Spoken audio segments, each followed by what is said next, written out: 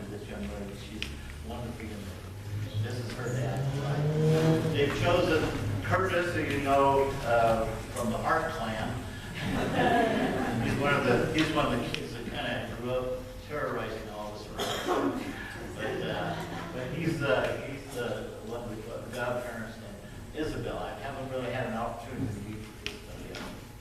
But anyway, we're here to dedicate little Christopher. Within the Christian church, disciples, we don't baptize babies, but we do dedicate them to the Lord. And much as what Samuel, what they did with Samuel, his mother did for him, Hannah. So as God's church, we celebrate with parents the birth of each child. And we view a parent's wish to dedicate themselves and their children as a sacred trust. We join in community to offer ourselves as family, to be present and take an active role in the physical and spiritual growth of each child, entrusted to our care by God, the Creator of all life. So today we come with great joy and excitement at the request of Jacob Ortiz and Bree. We'll call it Bree. Bree Martinez, to dedicate their son Christopher Jacob Martinez-Ortiz.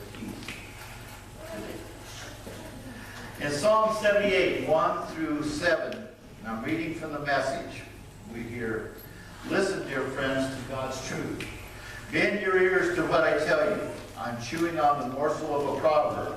I'll let you in on a sweet old truth, stories we heard from our fathers, counsel we've learned on our mother's knee. We're not keeping this to ourselves. We're passing it along to the next generation. God's fame and fortune, the marvelous things he has done.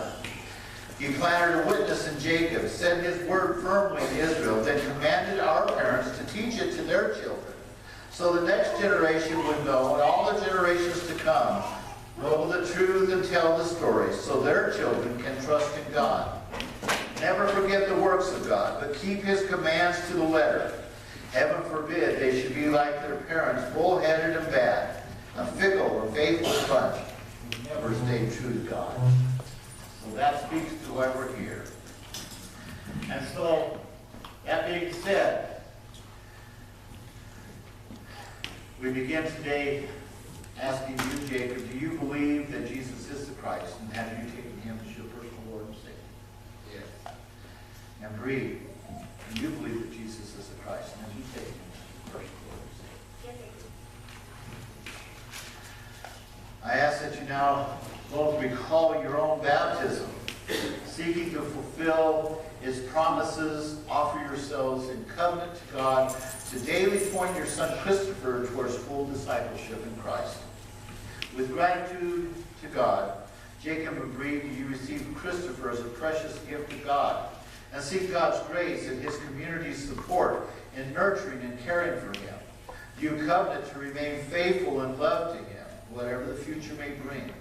You promise before God and this community to fashion your life in such a way that Christopher may come to know Jesus Christ as his Lord and Savior. If so, respond by saying, "I do, God help us."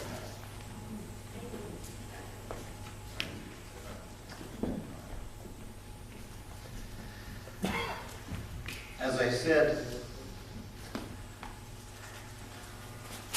Jacob and Bree have chosen Curtis and Isabella to be their godparents to Christopher.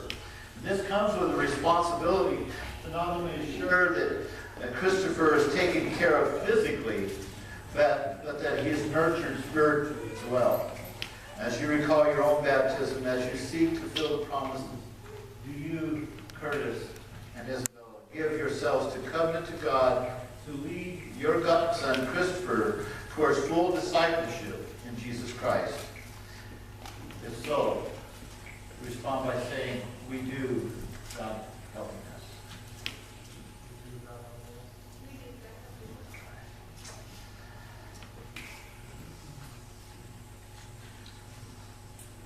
Today we have two of the grandparents here. Actually, we got the third one sitting in back. Mary is the great-grandmother. And so she's sitting in back, but you know how it is. We get where we can't move like we'd like to. But I will respond with, as grandparents, Laura and Brian. As you recall your own baptism, and as you seek to fulfill its promises, will you give yourselves in covenant to God to lead your grandson Christopher towards full discipleship in Jesus Christ? If so, respond by saying, we do. God help us. Park Hill Christian Church, as part of the family of God, we gladly join with you in a holy covenant for the care and nurture of this child. And so I'll ask the congregation to stand at this time.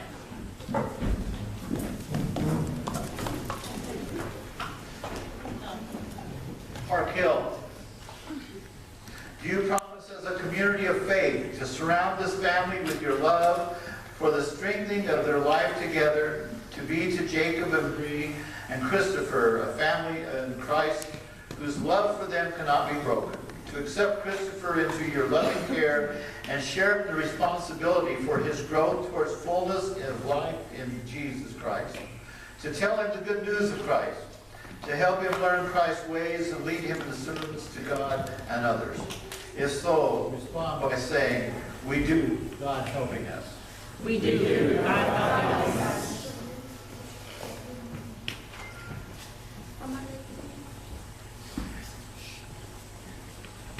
And so, Christopher, may the peace of God always be with you, and the love and protection of Jesus Christ envelop you always. Let us pray.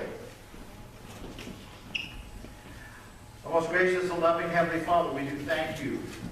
Thank you for reminding us that we're mortal in one sense, but reminding us of the freshness of birth as we view these babies who come to us.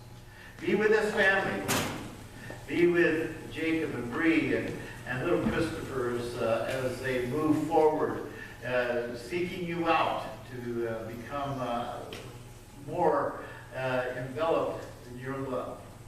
Help them to raise this young man to be your man, your child. We just give you the honor, the glory, and the praise this day. Amen. You may be seated.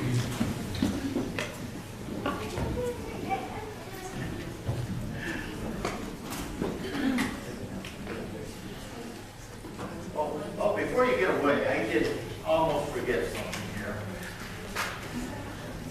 This is dedication.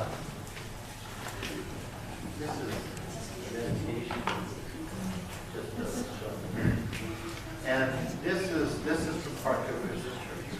I want you to have this baby quilt.